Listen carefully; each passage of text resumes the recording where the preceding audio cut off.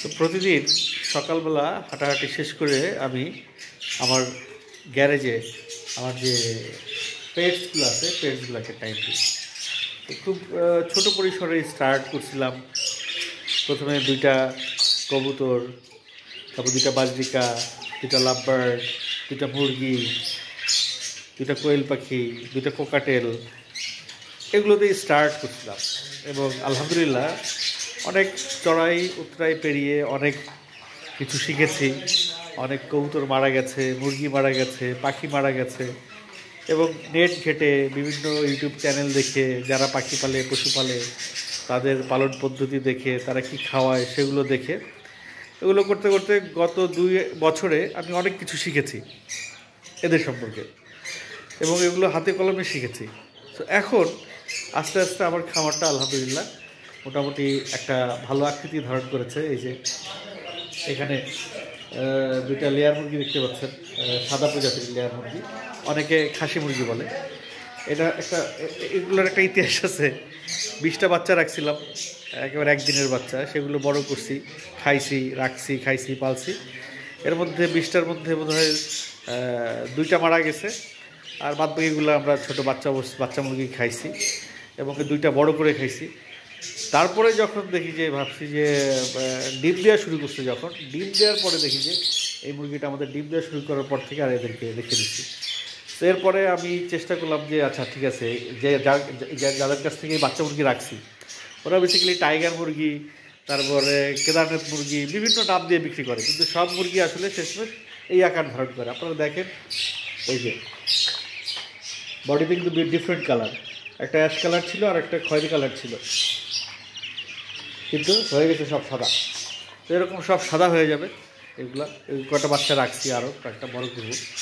তো এই খাঁচার মধ্যে আমার মুরগির খাঁচা, এটা ঘরের যে ডিমের চাহিদা সেই চাহিদা আমি এই খাঁচা থেকে পূরণ করার প্ল্যান করেছি। আর কবুতরের মাংস আপনারা জানেন যে খুব পুষ্টিকর খাবার। তো কবুতরের মাংসের জন্য আমি রেখেছি এই পোর্শনটা। এখানে আবার কিছু টাইগার মুরগিও তুলেছি বাচ্চা, 4টা টাইগার মুরগি আনছি। এই 4টা টাইগার মুরগি বড় করব, আর একটা খাঁচা হয়তো পরে লাগবে আমার। এখানে আমার এই যে একটা বাচ্চাকে ফিট করতেছে, এটা হচ্ছে পটার। এই সিরিয়ালটা হচ্ছে সব পটার। এই সিরিয়ালে হচ্ছে গিয়ে গিরিবাজ আছে, 2টা বাচ্চা নিয়ে বসে আছে, নিচে কিং আছে, আর এখানে মাক্সি রেসার আছে 2টা। আবার এখানে আমার একটা ময়না পাখি আছে, এখানে আপনারা দেখতে পাচ্ছেন। ময়না, ময়না কেমন আছো? ভালো আছো ময়না? ভালো আছো? এই যে আমার ময়না পাখি আছে এখানে। যে কোয়েল পাখি রাখছি, এটা নতুন তুলছি। কোয়েল পাখিগুলা এখনো ডিম পাড়া শুরু করে নাই। এইখানে বাজরিকা, এই যে ডিম নিয়ে আছে। এখানে একটা বাজরিকা আছে, এটা একটু আনহেলদি, ট্রিটমেন্টে রাখছি।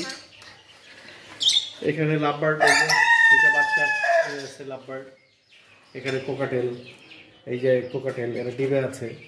এই যে বাজরিকা, নিচে বাজরিকা আছে, এখানে লাভবার্ড আছে। তারপরে নিচেও লাভবার্ড আছে। এখানে বাজরিকা আছে, এখানে কোকাটেল। মানে মোটামুটি আমি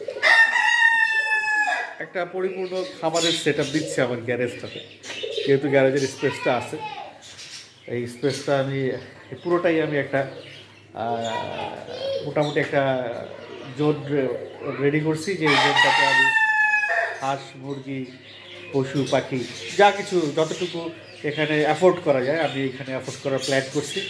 ছাদে একটা রুম করছিলাম প্রায় লাখখানেক টাকা খরচ করে, যাই হোক সেটা লস প্রজেক্ট। রুমটা করা ঠিক হয় নাই, 1 লাখ টাকা লস, অনেক টাকা লস হয়েছে।